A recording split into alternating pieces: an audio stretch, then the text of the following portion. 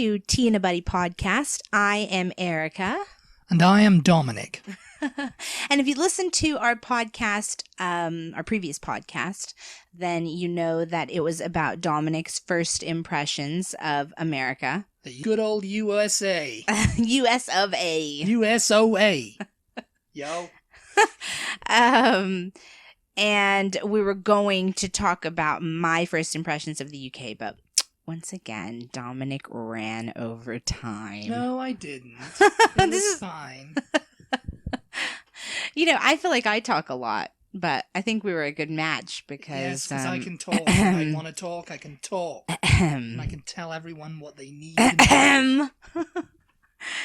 She keeps interrupting me, but I will have my say. Oh, yes, I will have my say.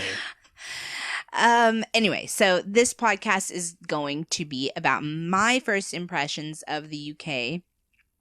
I'm going to cast my memory back to that time. That fateful time. That time in my life. Winter 2007. Yeah. Before Game of Thrones had even aired. I can, yeah. I can actually remember some of the things that I thought, I think. So we'll go back there now. Yeah. First of all, I will tell a little story that I always wanted to be one of these rich people, although... we all want to be one of those rich people. Not rich. I was not rich. So it didn't work out really well for me. But I always wanted to be one of these rich kids who, when they graduated high school, had a year abroad. A gap year. Yeah, like had a year abroad before they went to college. Well, that didn't happen. So when I graduated... Yeah, you can preface this with your, ambition to go to Britain. I went, yeah. So I went to Mexico with a group of friends. It was like a class trip when I graduated high school, and that was it. And then I went to college, and I've always been interested in traveling. I've always secretly had an obsession with Italy, though. I don't know how secret it was. I don't know why I said secretly. It was not much of a secret. I always had an obsession with Italy, I don't know, since I was like a kid. I think it had something, I don't know what it had to do with actually, but maybe it was Ralph Macchio when I was really little. He was my first crush, I think. So I always wanted to go to Italy. So I was determined to go to Italy. And we took a couple trips with some friends and this and that, and they went well, domestic trips. And so I had taken a trip to New York with a friend, and he and I made a plan, okay, when we graduate college, we're going to save up our money, and we're going to go, do a Eurail trip around Europe and, hit several different countries. Yeah. So this was my ambition. And so when I graduated college, I was like, okay, we're finished. We're out of here. Let's do this. And he's like, oh, well, actually, I don't think I have the money to do it. Sorry about that. And I was like, are you kidding? Because I was so worked up about this. I really wanted to go. And he was like, yeah, I can't go. I don't know. I can't. And so I can't do it. Yeah, I was like, oh, come on. So I was bummed out for a while, and then I just thought, you know what, I'm just going to go on my own. I'm just going to go. I want to do this. I'm going to do it. I'll just go by myself. I'm not going to wait on some other of my friends said, oh yeah, well give me a couple years to save up money and blah, blah, blah. And I was just like, no, I'm not going to rely on, and then they'll bother with it. Or they won't save up the money and I'll be ready to go again and it won't happen again. And, so, okay. And so I finally gave up on everybody. I was like, I'm going to go. But the language thing was a little bit scary because I had never been overseas, especially by myself. So I thought the language barrier. Yeah. So I was just like, well, let me just go to Britain then. I'll just I'll just go to Britain because they speak the same language. So how hard can it be? You know, I was like, I've been to New York City by myself. Surely I can do like London by myself. So I planned on that. And then shortly after I planned on that, I met Dominic and we talked for about a year. And then I was like, guess what? I'm coming over. I'm coming to Britain. And you know what I said? I said, oh no. Oh no, she's coming. Yeah. So I did. And anyway, these are my first impressions.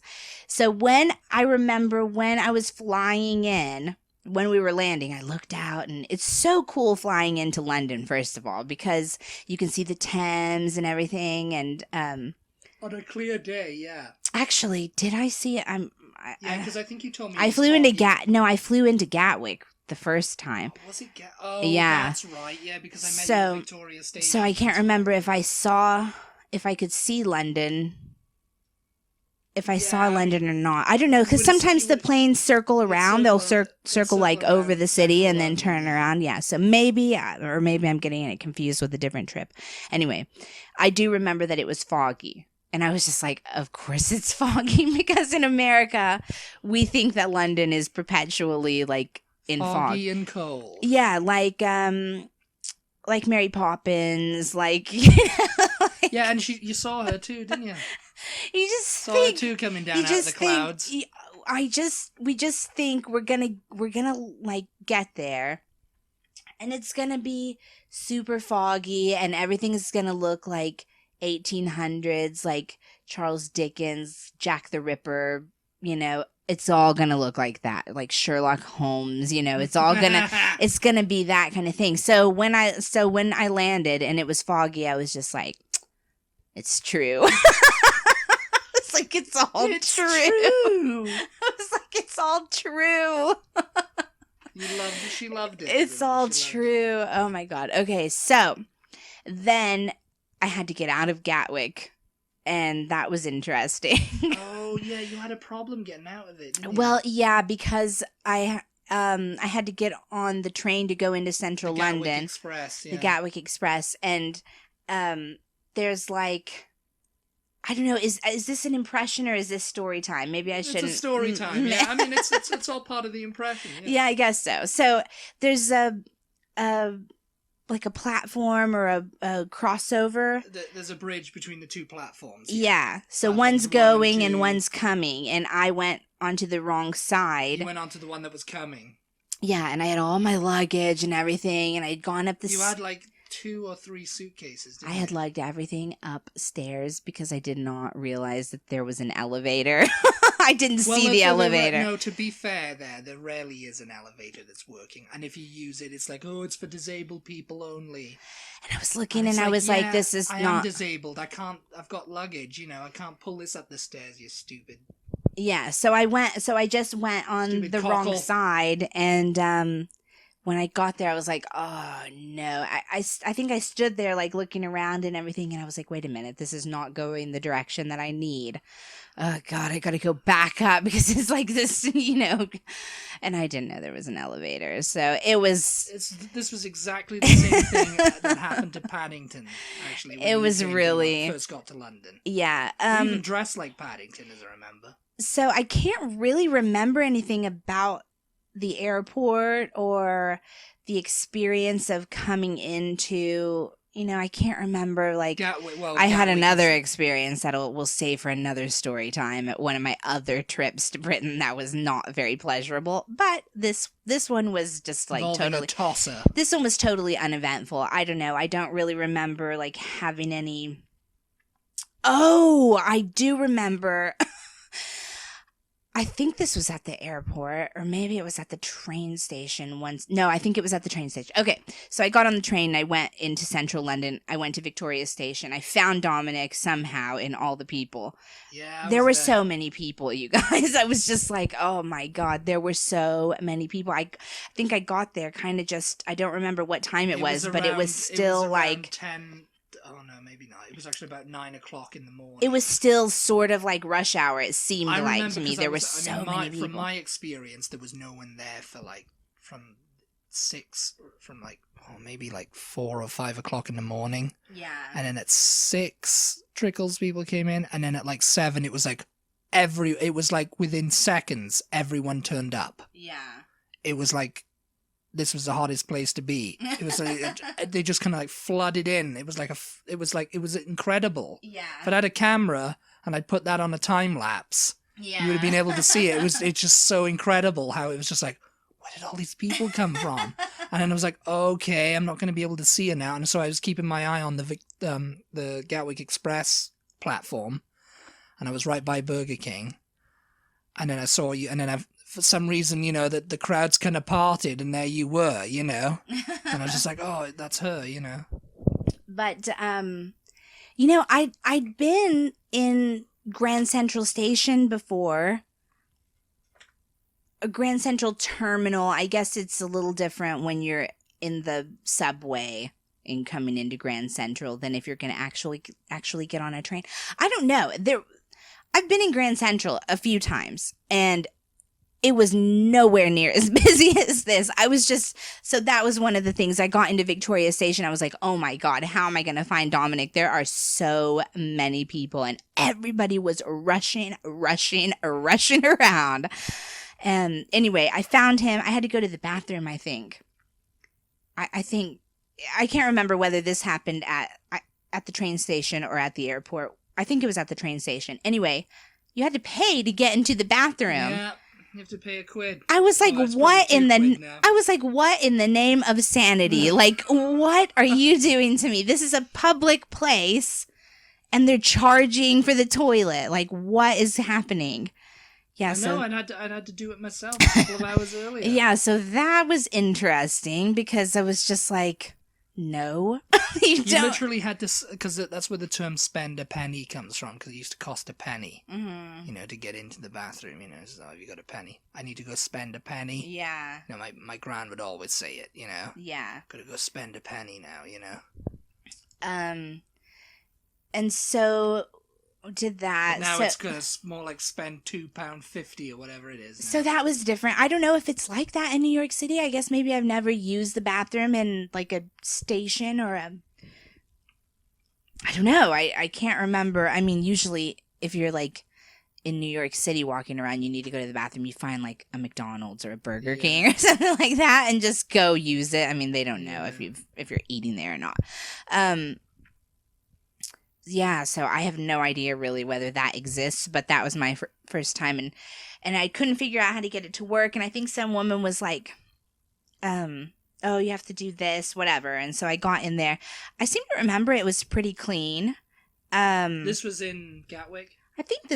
I can't remember whether this was I think this was in Victoria. Yeah, I was going to say Victoria, yeah, because I think Gatwick has, you don't have to pay. Yeah, no, I think it was in Victoria. I don't know why I didn't use it at the airport, but actually it's like an hour, I think, getting in. The train was not fast. Yeah. I seem to think it took like forever. Gatwick is further out than Heathrow from central London, yeah. It's in Croydon, is it? It's in Surrey, yeah. Okay. It's not even in London, really. Yeah. People who say, "Oh, I'm from London," and they're actually in Croydon, they're lying. They're not. Anyway, so then we came out of there. We got our suitcases, and we went from the above ground station into the London Underground. And oh my God, it was so clean. It was so nice and clean. I think I even took a picture because I was just like, this is so, everything's like white and like sparkling, and the trains come in and they look brand new. And I was just like, this is beautiful. What is happening? There's so many people here, and this is so like clean and nice, because in New York is not so nice. And Paris too. I mean, it's not horrible, but it's not, but it was not like that. No, I was just like, this is crazy. Like, crazy clean. Yeah, there's some stations. And I remember showing my mom the picture too whenever I got home, and she was just like, it's so clean. It looks like you could eat off of that floor. It was like, I know, it was like that in real life. So, then I'm thinking about getting on the tube or whatever. And you know how all these like YouTube channels and stuff like that, they have like assumptions about Londoners, or they talk about how rude Londoners are and stuff. Yeah. I did not find being on the tube any different than being on the subway in any other big city. I mean, that's people. I mean, people don't talk. People just don't talk. Yeah, you don't talk to strangers in cities. Like, I don't know. I didn't find it different. I didn't think like, oh, they're being rude. Like, I wasn't talking to them either, you know? Yeah. Yeah, I don't know. I find that so strange that it's just people who are used to like talking to people get that kind of vibe. You know, I guess so. They're like, oh yeah, you know, it's so. I made a joke to someone and they didn't respond. You know, yeah. They just gave me a look like, I mean, why are you talking to me? Get away from me. Yeah. How dare you? I don't think that is unique to London. I think it's like that in pretty much all big cities. Yeah, like, you know, it's like the thing you're taught as a kid: don't talk to strangers. Yeah. You know, don't talk to strangers, especially on the tube. And it's like you can feel out a situation and feel like, okay, is this person gonna respond? If you're experiencing something together, then I think it's okay to say something. Yes. Like if something happened, I think you could say something. They're not going to think you're weird for talking to them, you know? Yeah. So I didn't think anything different on that. And then we got up into London itself. Yeah. And you guys, I have to tell you, I was really naive about London and about Britain in general. This is going to be really London, my first impressions of London for the most part. Because I mean, we spent a week there before we went. Yeah. Back to Wales, anyway. I didn't really have any expectations of the place because, and not that I didn't want to go there, but I just never thought about going there until I thought I'm going to travel on my own. And then I thought, well, that's surely going to be the easiest place to go because they speak the same language. I mean, I was a fan of the Beatles. So I wanted to like check out Liverpool and stuff, but my whole life I just had never, I don't know, I wanted to go to Italy. I just had never. Italy. I was not like I want to go. I was not like an Anglophile. Yeah, you know, yeah. I wasn't like particularly super into all things British. Head. Yeah. So I just didn't. I had no expectations. I just didn't. I didn't know what it was going to be like. You know, like I said, once I started going, I thought, okay, Mary Poppins, like Mary Poppins, whatever. Sherlock Holmes. Yeah. So, so when I got there, I mean, it was all very clean. It was very white. Everything to me in London is like super white. It looks very white, very fancy. Like I wanted to take pictures of every single building I walked past. Oh yeah, like I don't know, like the buildings. I don't know, like the Marble Arch and stuff like that. Buckingham Palace. They're all pretty white buildings. Yeah. Everything in London is white. Yeah, everything is. Yeah, I mean, yeah. Just looking very white. But I also remember it feeling a lot like New York City to me. Like there's not the high rises, right in central London, unless you go to like the city area. Yeah, the Gherkin and cheese grater, which we didn't really ever go to. No, we didn't go to the my financial first trip there. Yeah. So, I mean, all the buildings are probably about 6 stories tall. So they're not like small buildings. They're not like here in Texas or like whatever. They're not short. They're all fairly tall, 6 to 10, but they're not like high rises like New York. They're not skyscrapers. That's it. Yeah. But still, it had like a really similar vibe to New York City to me. Yeah, it's your little. I really liked it a lot. I liked the thing, baby, I'm in London. Yeah, I liked the feeling. I liked the energy. The first thing I ate, Dominic went to Greg's and brought me back a sausage roll. This was like he had talked about it. I was doing it right. I was doing it right, wasn't I? He had talked about it before. Sausage roll. Yeah. And this was back in the days before the vegans came. The vegans came and blasted down the wall, and Vegans conquered. Yeah. And so he brought me a sausage roll, and I remember I think we were in Hyde Park, just like on the edge of it, somewhere. It was a park. It was Hyde Park. Yeah, I think it was Hyde Park. I sat on a bench because I was just like... It was cold. You had your little red coat on. You looked like Paddington. It was cold, but I mean, I had looked up the weather, so I knew what to expect. That red coat is forever associated with you now because it was so cute. It was cold. I knew. I had looked it up. I knew what to expect. I knew London/Britain was stereotypically rainy, so I expected it to be you had a hat on. I expected it to just be raining and miserable the whole time, which it kind of was. But I mean, I expected that, so that was not a surprise. And it was winter, so but we sat there and I ate this sausage roll. I went to Greg's. It was right across, I think it was in Bayswater. I think it was right across the road from, or it was just down the street anyway. I can't remember where exactly it was now, but I know we got it, and I said we'll go sit in the park and eat it, Yeah. I think I got one for myself and one for you. Yeah. And it was cold, so it was like, but I remember I finished mine, and you were just kind of like eating yours, and you were just like, so flaky, so crumbly. Oh, it's going everywhere. The wind's blowing it everywhere. Oh, it's bland. It's a little bit bland. I just remember it being not good.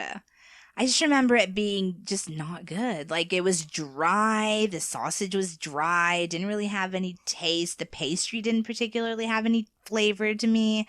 Crumbs were going all over everything I had on. Birds were like flocking all to me because the crumbs were going everywhere. I was just like, this is not cute. This is not for me. It's not for you, baby. I was just not like, yeah, like just dusting the crumbs off. I think I gave you the rest of it, or I think I threw it down to the birds. Maybe I don't. No, you gave me the rest of it. I love sausage rolls. I love Greg's sausage. So at that point, my first impressions of British food were wah wah. Well, I mean, just before that was the cornflakes. No. This was the first day we got there. We had the sausage roll. Yeah. Oh, was it? Mm-hmm. Oh, so the cornflakes would come after then. It was a double whammy. I think maybe it was we were waiting to check in or something. I thought we went to a Starbucks. Yeah, we did. But then we didn't order anything because it was Starbucks, and yeah, it's Starbucks. And I was just like, nah, I don't drink coffee, so. What was our first? Oh my God! My other first impressions were just looking around London, just seeing all the American things, all the American fast food restaurants, like everywhere. I was like, Subway, Starbucks. It really felt so much like New York, and I was disappointed. I will say I was disappointed because I don't want to go to another country and see all the same stuff. Yeah, there were some stores, I can't remember what, but like maybe H&M or I don't know what, things that I recognized from over here too. And I was just like, I didn't realize, I guess, that H&M is British, I think. Yeah. But it was just like, I don't know, everything, there was just so much Americanization that I was just like, okay, yeah. What were some of my other impressions? I remember looking at the street because the traffic was coming from the wrong direction. Oh yeah, and you looked down. Yeah, and London, luckily and so smartly for tourists, tells you which direction. Look left. Yeah. Look left. Yeah, because or look right. You can really get run over. Yes, and I almost did. Yeah, because that was my fault. Really, that was because I was chancing it. Yeah. And I didn't want to, and you just jerked me across anyway, and I almost was killed. I mean, yeah. I mean, it was almost it was pretty much my fault, but we survived it. Yeah. What was our first? You're talking about the first food you had in London. What was our first dinner? Was it the chicken tikka masala? It was the fish and chips. No, it wasn't. Yes, it was. That wasn't the first one. Yes, it was, because I was very wary of you after that. She treated me with suspicion. She kept a gun under a pillow. No, I don't know. I think, Yeah, we went to get, or you, I wanted fish and chips, yeah. but I didn't. You didn't even like fish that much at the time, No, I was just kind of like, oh, I'll get fish and chips because I was wanting. You knew I was American, and you were like, oh yeah, get some fish and chips. And Get I was some just fish like, and nah. chips, you know. I think maybe I wasn't hungry. They But we feed went to this you so much on the airplane. Yeah. It's just like, and then my times were messed up. I was just like, yeah, I'm not really and you hungry. were walking everywhere, yeah, and you were tired, so yeah. Yeah. No, but I do remember we went to this place. It was a Turkish kebab place. It was like, you know, a kebab shop. And when we went in there, I realized, oh, it's not a fish and chip place, you know. Yeah. What did you get? You got some. I didn't get anything. And I was just kind of like, oh well, this is, you know, they do fish and chips here. I'll just chance it and get some. Mm-hmm. And then, you know, I asked him fish and chips. You know, he goes, oh, okay. And then, you know, I was like, this, you know, it just didn't feel like there was no fryer there or anything like that. You know, I couldn't see a frying range or anything. Mm-hmm. I was just like, oh, this isn't going to be good. You know, I kept getting this like rising feeling this is not going to be good fish and chips. Yeah. Because, you know, I don't see him doing it. Mm-hmm. You know, it was like, where's he going to come up with this? And then, you know, I can see him now doing it. Just getting a bag and and he's like, here you are. And I'm like, where did you get them from? The microwave? I thought he'd got, you know, like, he'd gone in the back and heated them up with the microwave or something, you know? So I remember opening it. It was like breaded fish and it was like shoestring fries. And I was like, this isn't fish and chips. And coleslaw. Look, yeah, you remember the coleslaw. I don't remember the coleslaw. But it was just like, oh God, this isn't fish and chips. And I was just like, I want to bin this. Yes, Dominic was going to throw it away. So my first impression of Dominic was not very nice either, because I was just like, how dare you just waste money like that? Well, I mean, I thought you didn't want it. Obviously I gave it to you. I was not hungry, but I was also not going to let you just throw it away. I think I ended up getting KFC or something, didn't I? Yeah, something. I was just like, I'll eat it. I don't. You're not going to throw that away. I was just very wasteful, and I was just like, oh, I was just very disappointed in that place. He was very wasteful, and he was very naughty, and I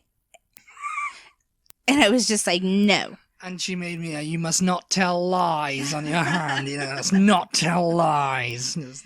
And so I ate it, but my first impression of, if we're talking about this, my first impression of British fish and chips was, oh, it's like American fish and French fries. Yes, it was like Long John Silver's. There you go. Yeah, and it tasted fine, but yeah, it's not what you get. But it's not what you get from a chippy. But I didn't know that at the time, so I was just like, okay, what is so? I was like, what is so special about fish and chips? Like, this tastes like anything I can get in America. That's one of the things that people can't seem to wrap their heads about over here, is that the obsession is like, oh, what's the big deal about fish and chips? It's just fish and French fries. And I'm like, no, it's not. The chippy is. It is. The chippy is a big culture in Britain. Even if you get it from a chippy, it's still just fish and French fries, though.